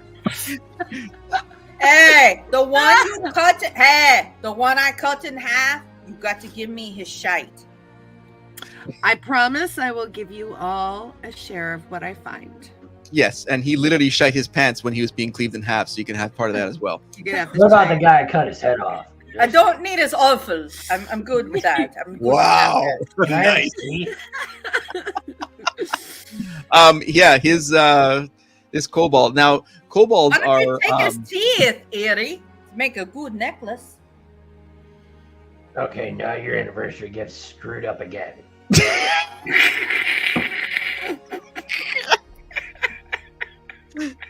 so as you guys clean up the loot and everything you guys can take from these things, they're just so you're aware, Erie, as you're skinning them, or if you want to do that or not, they're reptilian humanoids, by the way, so they're not exactly, they're kind of odd looking sort of creatures, and it's the fact that they speak Draconic still puts them in the family of dragons and I dragonborn. can make myself a good set of boots. You might want to be careful, though. You might want to be careful. You don't want to offend the Dragonborn over there. That's true. Eve, and then I have no problem with the Even Dragonborn. Zeneray. Zenerate. Thank you. Yeah, you're welcome. Is he watching? Yes. Oh. Eva's My always back, watching. He can still see what you're doing. Yes. Erie, he can still see. I'm just going through bags and singing to myself, "It's a beautiful morning." That's funny. I'm doing the same thing. Except you're dancing. And I'm screaming. No, for fuck's sake. I don't know what to do with these clowns. I don't know. So you guys have a clear path to the south end of this forest, and to get to the second bridge that you guys need to cross over onto the next sort of peninsula that you need to get to. Mm-hmm. So you guys walk there, and again, very similar structure as the other one. And from your vantage point, which is a little bit narrower on the Mist River side, you don't see anything moving about on the other end. So you sort of feel confident that that you're not necessarily expecting anything at that side, but I still need to get your marching order. I'm still number one. Did we find Draymond? We found Draymond now, right? Oh yeah, you guys are all together. Yeah. Okay. Well, All right. I'm behind Erie. Okay. So And I'm in the Likes middle you. with Dewey. Yes, isn't it now, Erie? Still in the back. okay, so we're gonna go. Like the thief you are. Still singing Makes it It's a easier Beautiful for Morning. me to sneak up on people. Mm, Forgot. I've can't got sneak Dewey up to on protect. me. Oh, yes, you do. Be looking at his thigh. How's he doing? He had the knife wound. Oh yeah. How much? He took 4 hit points of damage. I mean, it's a flesh wound. Yes, the Tory. He did well. Can I cast Cure Wounds on him? Don't need it, girl. He will heal. Yeah, I mean you could, but Hero. Torga brings up a great point that's perhaps you might want to. He's an orc, the Tory. He Yeah. will heal. He will. He puts will his hand on heal. your shoulder. I thank you, but save it for when That's someone. why there's such Right. challenging opponents in battle for us. Their healing and all their strength, which is I'm looking at why. the front like, all right, you see this? I got shot. That's Yeah. true. Oh, okay. This is- All right. You All make right, a good fine. point. Oh my god! Wait a minute, Erie. I suffered a wound here last fight, and I didn't whine like a little bitch. What are you doing? I'm gonna you know, cast. That's why I love you.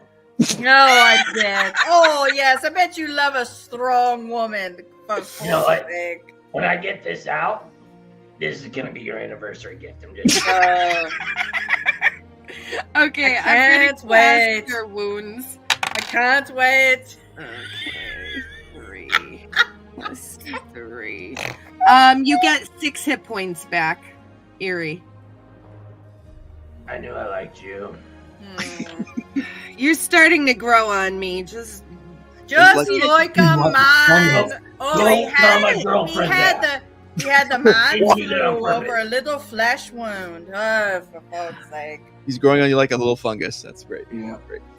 try to control your drinking until you're not leading us, I'm okay? definitely controlling it. Okay, all right. All right. So Alright. you have you recorded that healing points into your character, Erie? Yes. I'm back. Oh, I'm back to full. Nice. yeah. Nice. All right. So Alright. you guys, let's share this map once again, just so we all get a sense of where we're going here.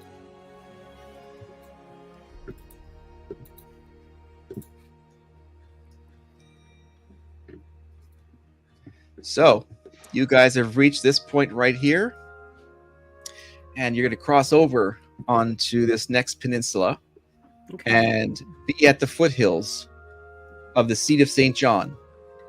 And as you arrive there in early afternoon, you see ahead of you clear path and a sprawling green side of the mountain where the coffee beans live.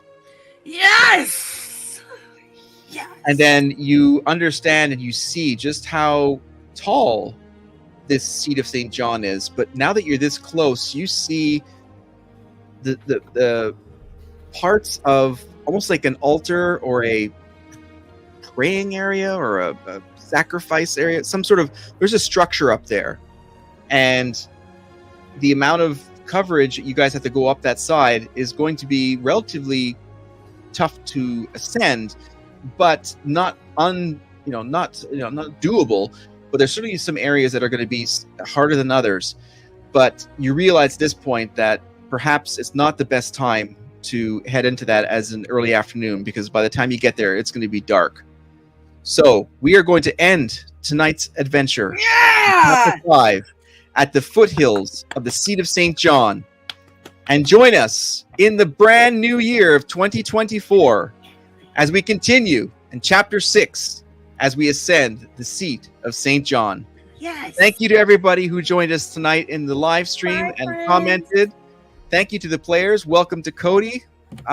We had a great time, and we are so excited for this new chapter to start on January 5th. We'll see you all then. Have a great night, everybody. Bye, friends. Good night. Bye, friends.